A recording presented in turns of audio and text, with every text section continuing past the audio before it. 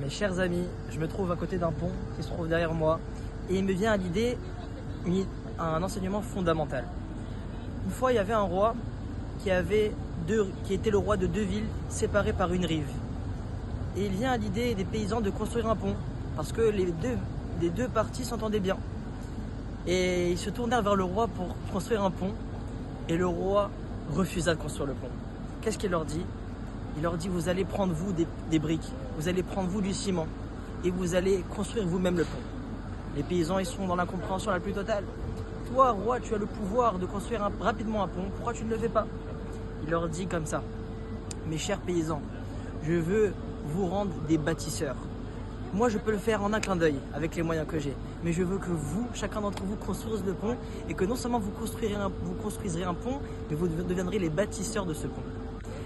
L'idée est comme ça, messieurs. Dans notre vie, on a tous une rive. On ne doit pas rester dans notre rive, on doit la connecter entre le matériel et le spirituel pour donner un sens à notre vie. Mais Akadosh Baruch Hu, il ne nous met pas tout sur un plateau. Hachem, il veut nous donner les moyens de le faire. Comme on dit, la phrase qui est connue, le dicton connu: apprends un homme à pêcher et il sera de lui-même, de par ses moyens, manger du poisson. Mais ne donne pas du poisson à un pauvre, apprends-le à pêcher. L'idée est la même ici. Donne les moyens à la personne de se construire et c'est comme ça justement que tu arrives à ta meilleure version de toi-même.